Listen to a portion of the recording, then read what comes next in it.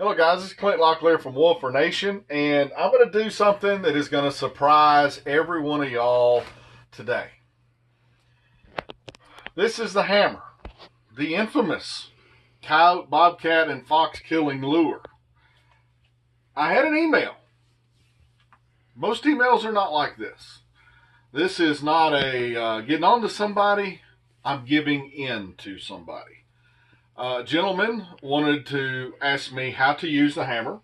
It's great on dirt holes, flat sets, all that stuff we normally say in trapping because it's true. And, you know, it works in warm weather and it works in cool weather and stuff like that. So it's a pretty neat, unique lure as far as that. It's very distinct from a lot of stuff that's on the market. And he was looking at the store, so he emailed me and he said, "What's in it?" Now, guys, listen to Uncle Clint on this. Lure makers are not going to tell you what's in their lure. If they are, they're going to lie, except for today. I'm going to give you the 100% truth. So if you want to make the hammer at home, this is going to be your opportunity to save 23 bucks. And you can make this at your house. You got to make. I'm giving you the formula in a 5-gallon bucket size because that's the way we make it. You'll have to reduce it down and do stuff like that. But I told him that, you know, I don't like giving that out. And he was very adamant that as a consumer, he has the right, which I can't find this in the Constitution, but he has the right to know what is in the bottle. So I thought about that all morning. So I'm like, you know what? As much as trapping's given me, I'm going to give away to a formula to probably one of the top 10 selling lures right now in trapping, which is the hammer. So get your paper, get your pen ready, and we're going to go over exactly how to make the hammer so you know exactly what's in it. I'm going to give you the proportions. I'm going to tell you how to handle it, and all the way to the finished product. So, not quite ready to do this on Cat Collector yet, but since this gentleman was so adamant on the hammer, I thought, why not? So here's what you got to do. Remember, it's 5-gallon bucket size. This is the size we make most of our regular lures in. It's 5-gallon buckets. You need 3 gallons of meat for a base, and the only thing that'll work for this is New Zealand possum.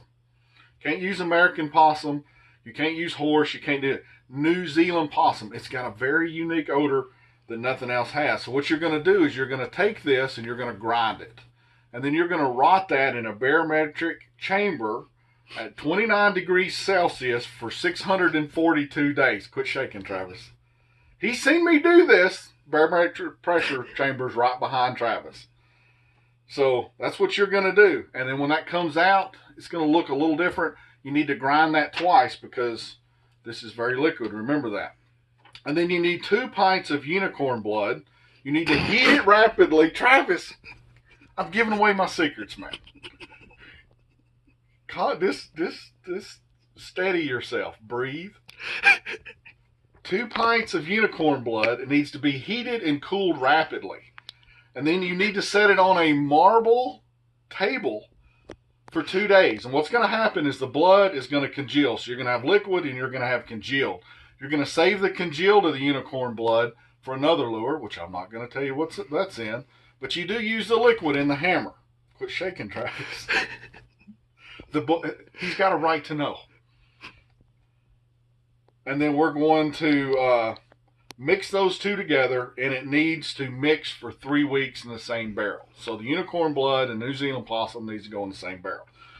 Now, once that sits for the 3 weeks, you're going to add these other ingredients in here. You need 9 ounces of scorpion venom. Have to find your own source. We need 2 testicles from a deceased Sasquatch, because it's just cruel to take it from one that's alive. He may need them. That's why we want it from a deceased. We're not inhumane around here.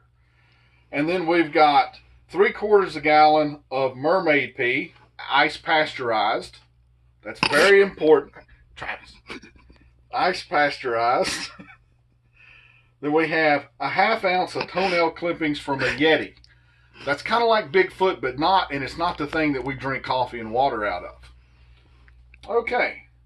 Going down the list. This is exactly what's in here, if you want to know what's in here. We've got 6 ounces of mountain spring water that has to come from 4,000 feet elevation or higher. There's some very good reasons for that.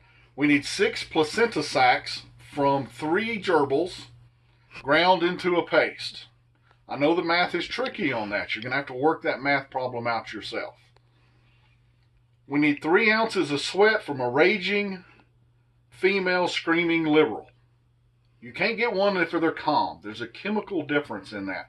When they're screaming and telling you how bad you are, that's when you want to go up and get about 3 ounces of sweat. It's really easy if they're in a group. Most of the time, those are really big people anyway, and they're just going to be sweating a lot when they're out holding their little signs. So that's the most work they do in a day. So it's easy to get the sweat that way. Then we need to add this to the base, and we need to let this sit for 22 years. So if you're going to make this, you got to plan ahead. This is not something you can do in an afternoon.